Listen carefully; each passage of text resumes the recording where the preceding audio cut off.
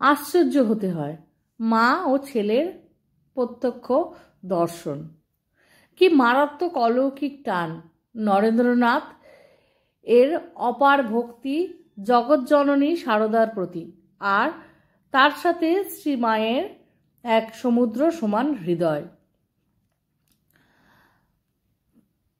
কলকাতায় এসে প্রথম ঘোড়াহীন বিচিত্র একটি শকট চাক্ষুষ করলেন সারদা।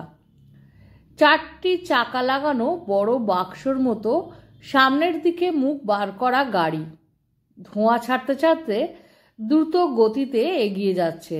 ভেতরে বসে কেউ একটা মোটা রিং ঘুরিয়ে ঘুরিয়ে পথ করে নিচ্ছে।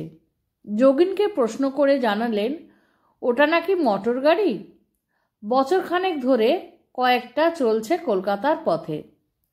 কয়েকদিন পরেই সপার্ষদ স্বামী বিবেকানন্দ এলেন সারদার সঙ্গে দেখা করতে। বোস পাড়ালেন রাস্তার ওপারেই বেশ বড় একতলা বাড়ি। মাঝখানে ফটক, দুপাশে বাঁধানো রোয়াক, দুধাপ সিঁড়ি আর রোয়াক পেরিয়ে বাড়ির ভিতরে যাবার দরজা। স্বামীজি ইদানিং যেখানেই যান তাকে দেখার জন্য কৌতূহলী কিছু লোক জুটে যায়। কয়েকটি ব্রহ্মচারী, শিষ্য এবং গৃহীভক্ত তার সঙ্গেই থাকেন। মার্চ মাসের সকালে রোদের তাপ তেমন বাড়েনি। বাগবাজার পল্লীটি বড় বড় গাছের ছায়ায় এমনিতেই শীতল হয়ে থাকে, ঝিরঝিরে হাওয়ায় দিচ্ছে। যোগানন্দ আগেই বলে রেখেছিলেন সারদাকে নরেন দেখা করতে আসবে। গঙ্গা স্নান, নিত্য পুজো সারা হয়েছে সারদার। রাস্তার ওপরেই চপ্পল খুলে খালি পায়ে সিঁড়ি আর রোয়াক পেরিয়ে অন্দরমহলে ঢুকলেন স্বামীজি। গৈরিক বসন তার অঙ্গে, মুন্ডিত মস্তকে ছোট ছোট কাঁচা পাকা চুল গজিয়েছে। ক্লান্তির আভাস থাকলেও তার শরীর থেকে সবসময় যেন এক অলৌকিক জ্যোতি বিচ্ছুরিত হয়। তার সঙ্গে আছে তার দীঘল আঁখির অন্তর্ভেদী অথল অথচ নিবিড় দৃষ্টি।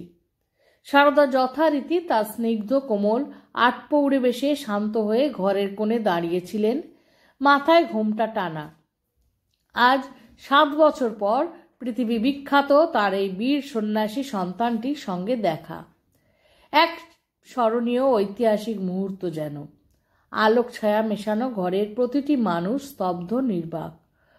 কর্মে, জ্ঞানে, দায়িত্বে, পণ্ডিতে ভুবনজয়ী সন্ন্যাসী মানুষটি শ্রদ্ধার ভক্তিতে নিবেদিত প্রাণ, অনুগত সন্তানটির মতো মায়ের পায়ের সামনে সষ্টাঙ্গে প্রণত। শ্রীচরণ দুটি সামনে মুন্ডিত মস্তক আর কপাল ছুঁয়ে রাখলেন কয়েক মুহূর্ত মাটির উপর। পাদস্পর্শ করলেন না, মুখ তুলেও তাকালেন না।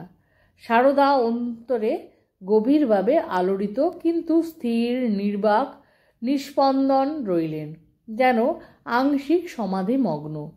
কি এক অবর্ণনীয় আনন্দময় পরিবেশ রচিত হলো কয়েক মুহূর্তের জন্য। সারদা তার মধ্যেই স্বামীজির স্বাস্থ্যের অবনতি এবং শারীরিক ক্লান্তি বুঝতে পারলেন। খুব মৃদু স্বরে কিছু বাক্যালাপ হলো, কিন্তু তিনি নরেন্দ্রনাথকে মানসিক সমর্থন জানালেন এবং প্রাণ ভরা আশীর্বাদ করলেন। কলকাতা থেকে ফিরে যাবেন মনস্থ করেছেন সারদা, অথচ শরীর বইছে না।